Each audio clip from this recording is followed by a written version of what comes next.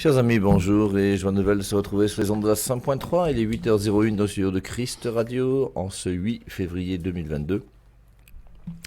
Et nous sommes avec notre sœur, notre mère, MC, qui est là, qui a choisi de nous parler aujourd'hui d'un thème que je vais découvrir avec vous. Mais elle m'a dit au téléphone tout à l'heure, parce qu'elle est dans un embouteillage, que le thème d'aujourd'hui, c'est la négligence. Alors nous nous mettons à son écoute. MC, tu as la parole. Bonjour mon père, bonjour à vous chers amis auditeurs. C'est toujours une joie de vous retrouver, n'est-ce pas, sur la 100.3, fidèle à l'écoute de ce que Dieu va nous dire. Non pas MC, mais Dieu va nous parler, n'est-ce pas?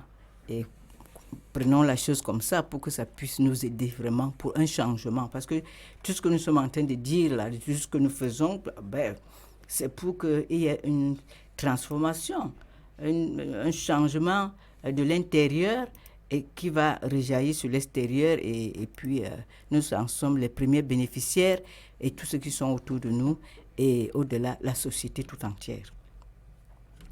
Je vous souviens que j'ai dit la dernière fois parlant de désordre que le désordre pouvait venir de la négligence, de l'orgueil, de la paresse et puis j'étais en train de dire mais qu'est-ce qu'on va donc parler aujourd'hui, non? De quoi va-t-on parler aujourd'hui? Et j'ai vu que c'était peut-être bon de s'appesantir, de s'arrêter un peu. Parce qu'il y a des choses là que nous croyons, c'est comme si c'était des petits péchés, ou bien, je ne sais même pas comment on peut encore qualifier là. Mais il est très important qu'on puisse aborder ce thème. Parce que comme chaque chose qui fait partie de nos vies, ça aura soit les bienfaits, si nous le vivons, si nous la vivons bien la chose, ou alors un impact désastreux. Ça aura des conséquences. Et la négligence n'échappe pas justement à ce principe-là. Quand tu sèmes la négligence, qu'est-ce qui va se passer? C'est même quoi déjà la négligence dont on voudrait parler? De quoi s'agit-il? La négligence tout court et la négligence au plan spirituel. On ne peut pas parler de la négligence, les deux sont toujours liés. Alors, on va essayer de voir tout ça. Je crois que chacun a son cahier pour prendre les notes parce que les paroles s'envolent, les écrits restent. Quand on écrit, c'est pour que nous puissions encore relire et revenir et poser des questions de clarification si on n'a pas bien compris. Voilà, mon père, on introduit ainsi, et sans plus tarder, rentrons donc dans le vif du sujet. Commençons à définir ce que c'est.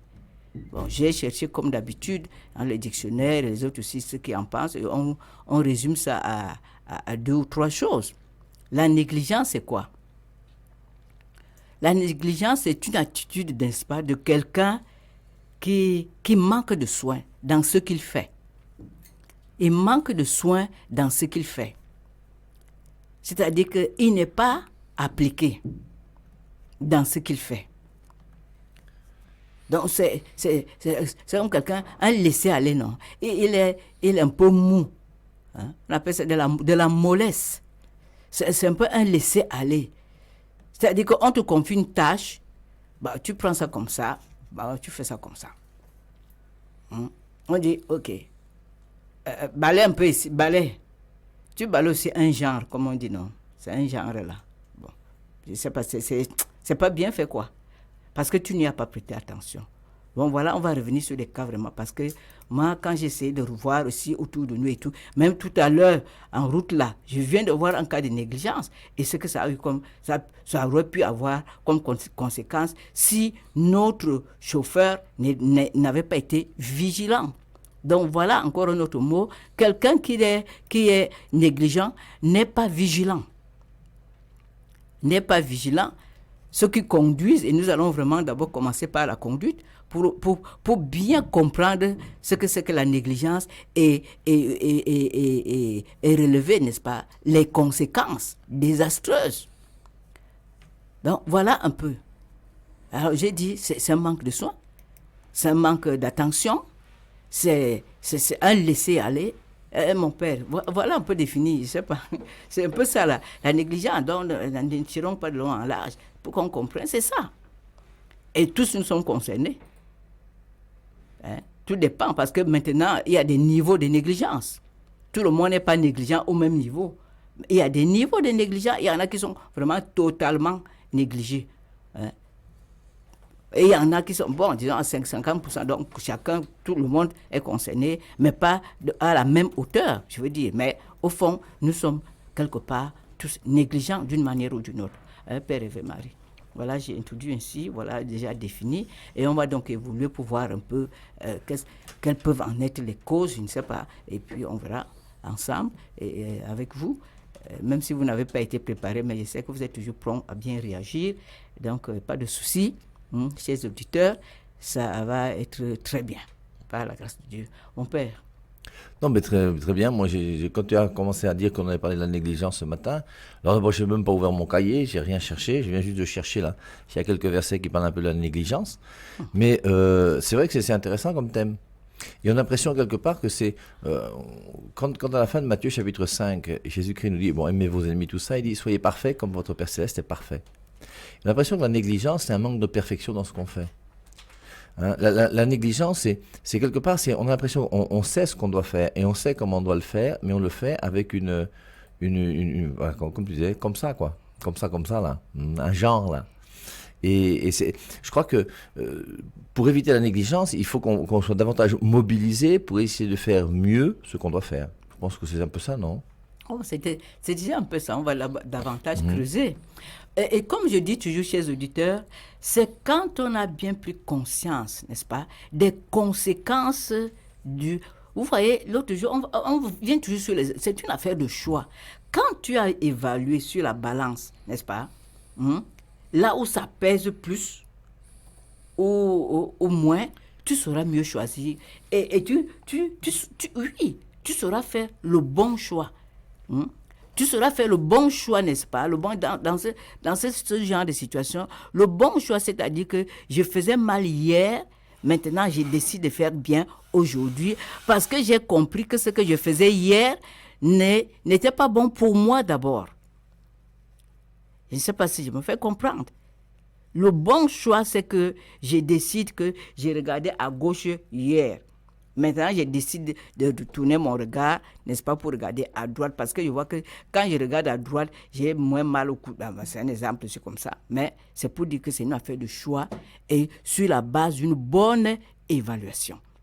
Alors, pendant que j'étais... Voyons un peu les causes. Franchement, moi, j'ai pas de réponse précise à vous donner quant aux causes. Mais j'étais en train de me demander, mais qu'est-ce qui pourrait bien faire que quelqu'un soit négligent? C'est-à-dire que quelqu'un ne prête pas. On lui confie par exemple une tâche. Il dit, ok, toi là, tu dois balayer la cour là. Comme on l'a défini, non?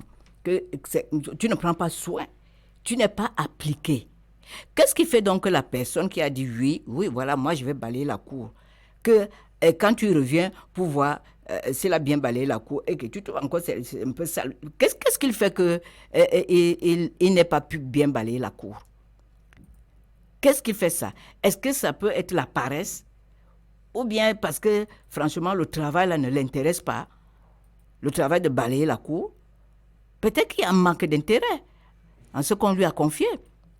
Peut-être qu'il n'a pas... Oui, il ne voit pas vraiment l'intérêt d'aller faire tout ça. Mais on me dit de faire... Bon, je gagne mon quoi là-dedans pour aller commencer à bien faire. Ou alors carrément parce que c'est un paresseux, c'est le genre qui se mal dormi. Dès qu'on lui dit faire quelque chose, il ne veut même pas. Mon père, franchement, chez les auditeurs, je n'ai pas trouvé de réponse précise. Mais je me dis, ça peut être ça. Ça peut être lié à la paresse. Ça peut être lié à un manque d'intérêt. Ce n'est pas mon centre de... Oui, mais c'est quelque chose que je n'aime pas faire quand on me donne ça. Et je ne veux pas faire. Est-ce qu'on doit toujours faire les choses parce qu'on aime? On va aussi faire les choses parce qu'on comprend que c'est aussi bien qu'on les fasse. Donc, c'est un peu ça. Mon père, je ne sais pas, peut-être que je vous prends comme ça, mais j'essaie de voir, je vois ces deux choses-là qui vous pourraient être la cause, hein. Tout court, c'est-à-dire on parle de la négligence, nous ne sommes pas encore dans la négligence spirituelle. Mais dans la négligence tout court, je ne sais pas, qu'est-ce qui peut motiver ça? Qu'est-ce qui pourrait bien motiver ça? Je crois quand même que dans la négligence, il y a quand même une cause latente qui fait que je sois négligé. Hein? Qu'est-ce que vous en pensez, mon père? Non, ce que je pense quelque part, c'est que dans la négligence, il y a un manque, comme je disais tout à l'heure, de perfection. Je crois que c'est pour ça on fait d'une manière superficielle quelque chose qu'on devrait faire avec beaucoup plus de précision. Moi, je pense, depuis que tu parles de la négligence, là, parce que c'est vrai qu'il y a des négligences qui sont graves. Une négligence peut faire qu'un avion s'écrase. Une négligence peut faire qu'il y a un accident parce que le gars a mal réparé ta voiture. Une négligence peut faire qu'un enfant peut mourir. Une négligence peut faire... C'est quand même terrible, surtout les conséquences. Hein, nous sommes dans les causes, non? Mais c'est vrai qu'en définitive, quand on réfléchit sur la négligence, c'est quand même quelque chose qui est grave. Alors, moi, je crois personnellement vraiment que c'est... Sainte Thérèse disait hein, qu'il faut faire tout ce qu'on fait, les moindres petites choses, avec le plus d'amour possible, non? Et je crois que c'est ça en définitive. Alors, que tu aimes balayer ou pas, mais peu importe. Quand tu fais quelque chose, fais-le bien. Et je crois que chacun d'entre nous, dans l'éducation qu'on donne, on apprend toujours aux enfants à faire quelque chose, de le faire. Quand tu le fais, fais-le de la manière la plus parfaite qui soit, la meilleure qui soit, pour être le plus efficace. Et puis quelque part, cette perfection que tu fais dans ton travail, quand tu fais bien ton travail, c'est quelque chose qui t'épanouit aussi. Parce qu'il n'y a rien de plus terrible que de faire des travaux qui soient uniquement médiocres toute ta vie. Et que personne ne puisse être satisfait de toi parce qu'on sait que tu es toujours un peu négligent ou que quand tu fais quelque chose, c'est toujours un peu sale ou un peu à côté. C'est très pénible. C'est ça, le père un peu anticipé. Je lui faisais de l'œil que non, mon père, ne parlons pas encore déjà des conséquences. Mais bon, mais puisqu'on est déjà en plein dedans, parce que. Mais c'est ça. Pourquoi je ne veux pas être. On dit par exemple, c'est un peu de comprendre. On dit quand une personne elle est négligée, prenons le côté vestimentaire, moins grave, enfin moins grave. Tu sors de ta maison, excusez-moi, tu sors de ta maison, bon, tu t'es même pas regardé dans le miroir. Bon, voilà, tu t'es boutonné là, le genre que. Moi, c'est m'est arrivé. Excusez-moi, un petit chat dans la gorge. Moi, c'est m'est arrivé plus d'une fois, non? Avant de sortir quelque chose, je dis que mais regarde-toi d'abord bien. Bon, j'ai un bouton, vous voyez un peu le genre, un bouton que j'ai mal mis, un bouton, j'ai pas bien fait les choses. Donc il y a un bout d'habit qui pend là et tout ça. Si je sors comme ça, les gens vont voir. On dit que mais la femme, si, mais elle est comment hein? Elle n'a pas pris soin. C'est-à-dire que tu as seulement aussi fait les choses, comme on dit, comme ça est venu comme ça vient, non? C'est venu comme ça vient. Ah, je fais aussi, ça vient comme ça vient. Ah, ça vient comme ça vient, tu sors. Bon, maintenant, tu sors. Je vais vous dire une chose qui m'est arrivée à moi, personnellement, et même à ma grande sœur. Donc, bon, on peut aussi dire que c'était parce qu'il y a aussi le stress, le robe, quand il faut aller au travail. Mais toujours dire que quand tu prends quand même le temps, donc elle se retrouve qu'elle est sortie avec une les babouches, les sandales, non. Nos babouches, on appelle ça quoi? Les minaïous, non? Les minaïous. Pour aller au bureau, en Europe, pour elle est secrétaire. Seigneur. Donc, excusez-moi vraiment du dire. Bon, on déstresse un peu, non? Donc, elle part comme ça. Alors, c'est son patron, le responsable de la centrale comment on appelle ça? Bref, un grand qui dit que, mais, madame, vous êtes regardée. Elle regarde ses pieds. Oh Dieu! Les babouches. On dit que les babouches. Elle peut venir au travail avec les babouches, mais les secrétaires, il faut qu'elle reçoive et les gens, voilà, il faut qu'elle se lève. Il va faire comment? Tu te rends compte, tu es là dans la baraque, tu vas faire quoi? Moi-même, ça m'est arrivé comme ça, prendre une chaussure, un pied, et puis je suis dehors. C'est quand j'arrive là-bas, quelque chose me dit que, mais regarde comment tu as fait. Donc, vous voyez, on va se retrouver dans. Soit ça t'embarrasse. C'est encore là, c'est bien parce que tu peux me prendre ça avec et puis ça passe. Mais il y a des conséquences qu'on ne peut même pas on ne peut pas, c'est-à-dire qu'on ne peut pas blaguer dessus. Et le père a commencé à anticiper sur les conséquences. Et mon père, je voudrais qu'on revienne sur les conséquences là, parce que quand on va prendre les conséquences, qu'on connaît, prendre conscience de ce que ça peut avoir comme impact désastreux dans notre vie, on va plus faire attention à la négligence et commencer à dire voilà, tel aspect, je suis négligente, ici, je suis négligente. Non, voilà les conséquences possibles. Mon père, parlons un peu de la route. Parlons un peu des conséquences. La route, comme négligence, qu'est-ce que nous avons comme conséquence? Je parle de la circulation routière. Parce que moi, je ne conduis pas. Hein. J'ai fait un peu de théorie. Mais j'ai eu peur. Comment j'ai peur un peu de la vitesse là et tout ça. Je n'ai pas été loin. Mais quand même, du peu que j'ai compris de la théorie, c'est quand tu es là, derrière ton volant, tu dois être assez attentif. pour regarder non seulement devant toi immédiatement, mais au loin, non.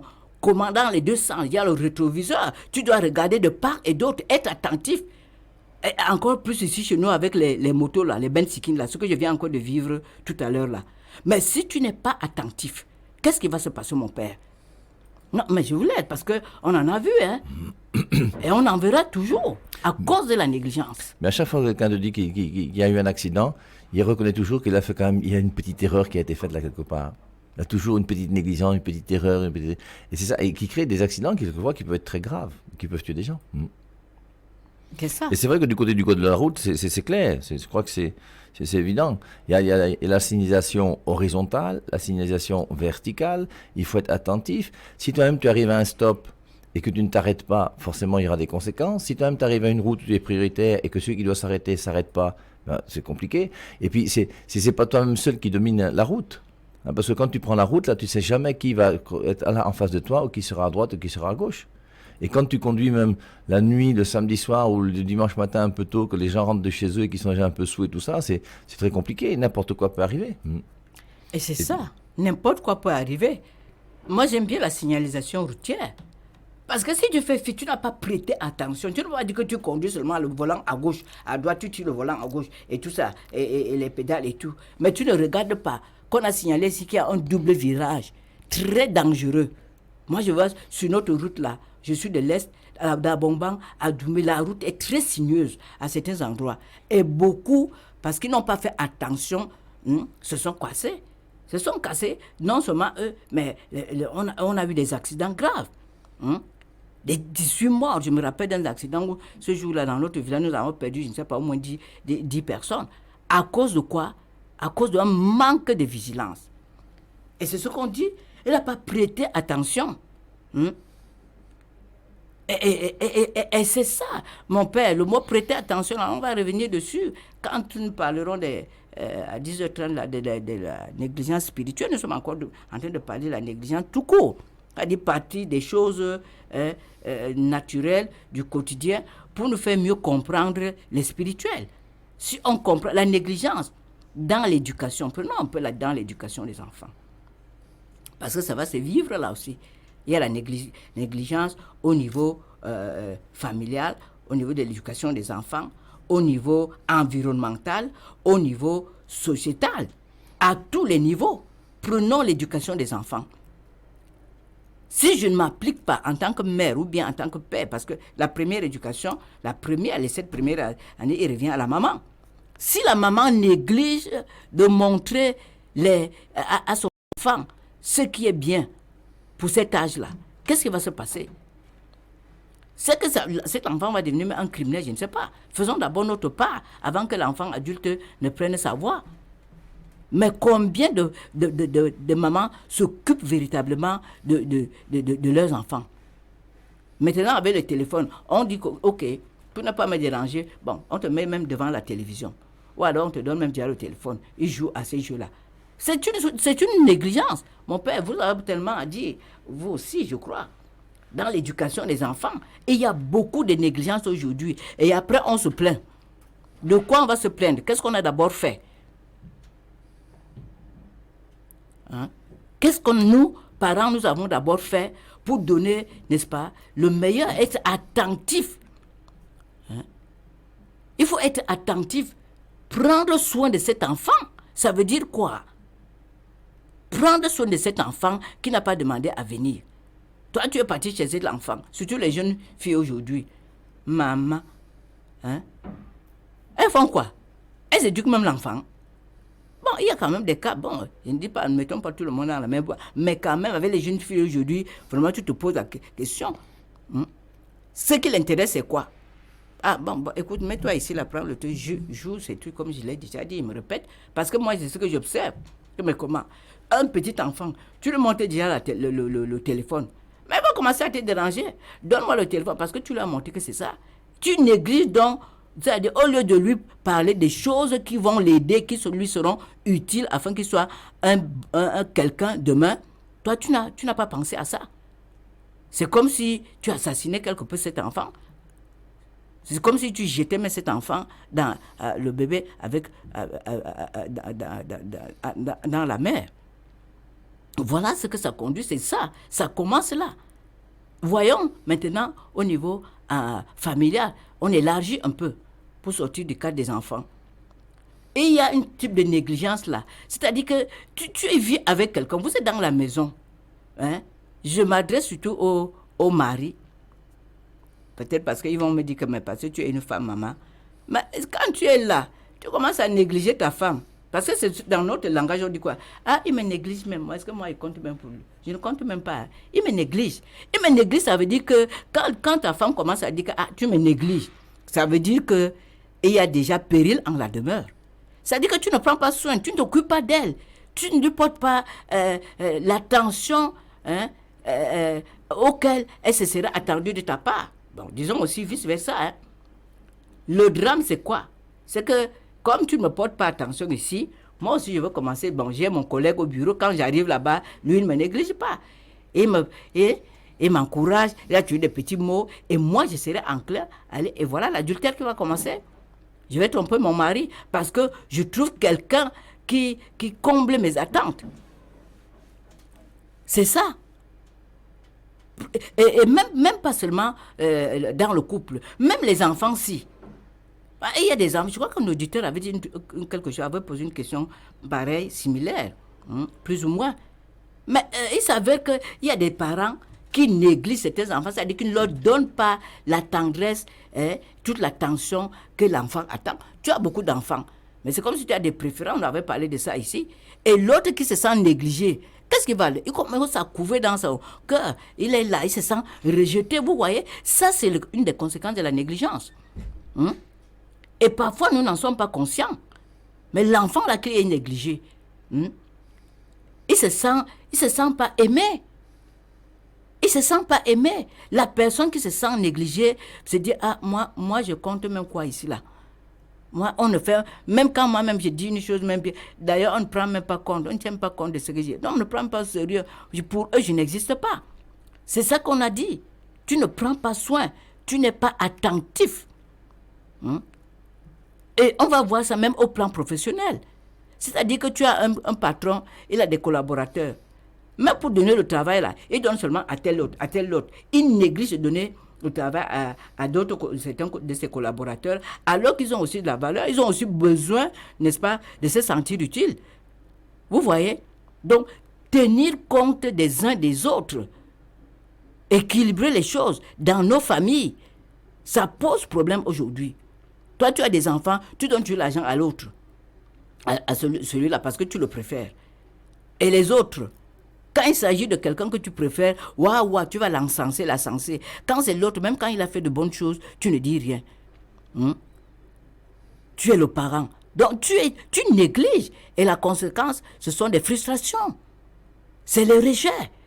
Nous-mêmes, nous semons la mort dans nos maisons, dans nos propres vies. Parce que quand ça va donc avoir comme les enfants vont réagir dans le cadre de la famille, des parents, mais ils vont te rappeler.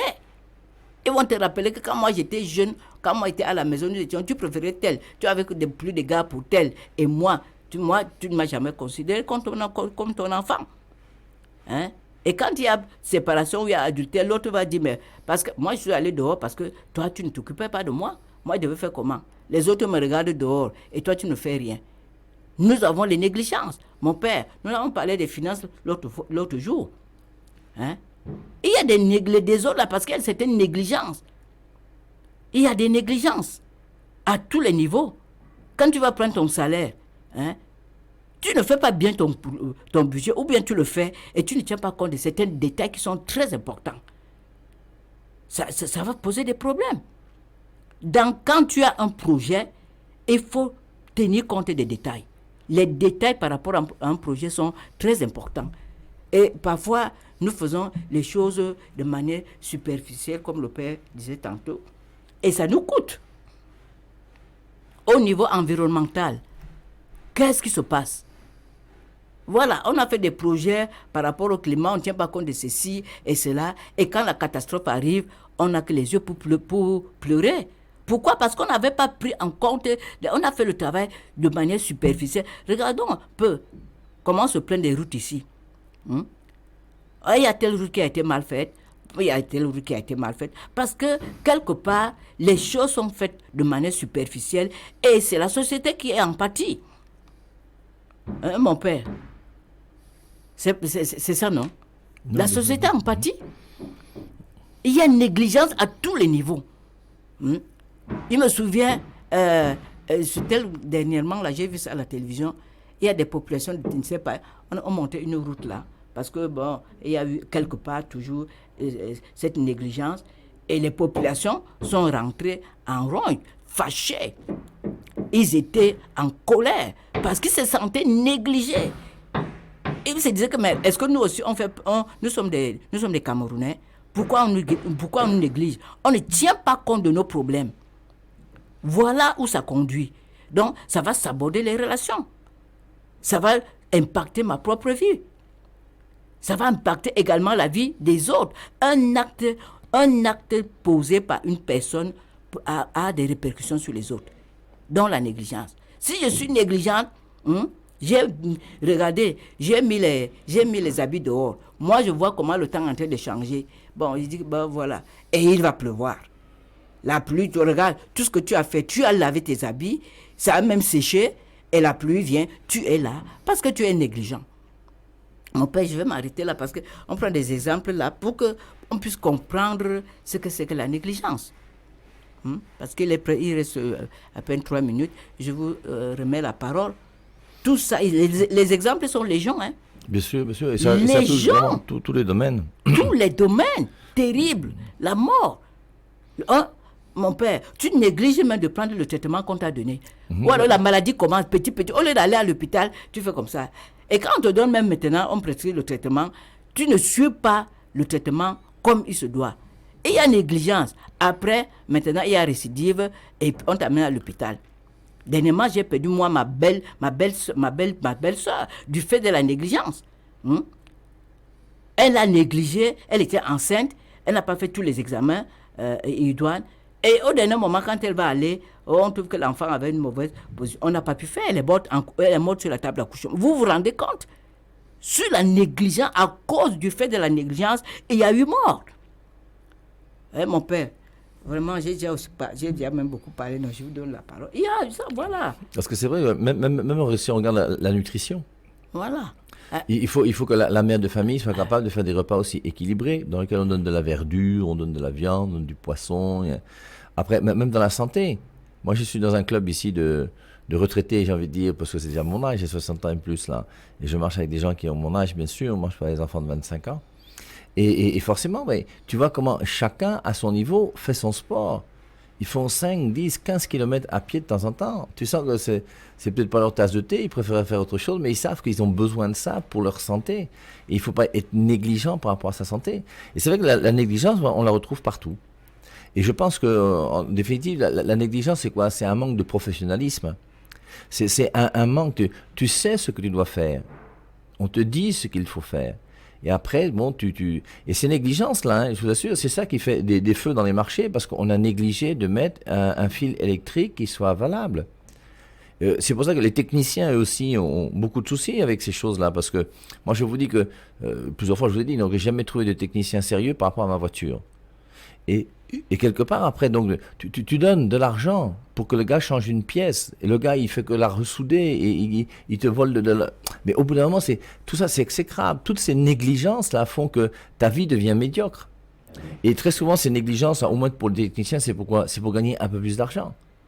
Tu donnes l'argent du bon fil pour qu'il achète les bonnes prises. Il vient avec un truc bizarre qui, après quelques mois, là, va commencer à avoir des courts-circuits et tout ce que tu veux. Et ce qu'il faut comprendre, c'est que les conséquences de ces négligences-là, il faudra qu'on les assume aussi. Hein. Parce que quelque part, vous voyez, tous ces corrompus qui ont volé des milliards et qui ont empêché des familles de pouvoir envoyer leurs enfants à l'école ou de se soigner, tout ça, là, toutes ces conséquences, même si tu ne les vois pas, du fait même que tu aies volé de l'argent de gens à qui il devait arriver pour les aider à vivre, il peut y avoir des conséquences très graves. Et c'est pour ça que c'est vrai que la négligence, c'est un thème intéressant. Et alors maintenant, c'est à nous de réfléchir pour voir quels sont les domaines sur lesquels moi je suis négligent aujourd'hui. Il y a des gens qui négligent leur chambre, qui négligent de la propreté chez eux, qui négligent, enfin tout, à tous les niveaux, à tous les niveaux.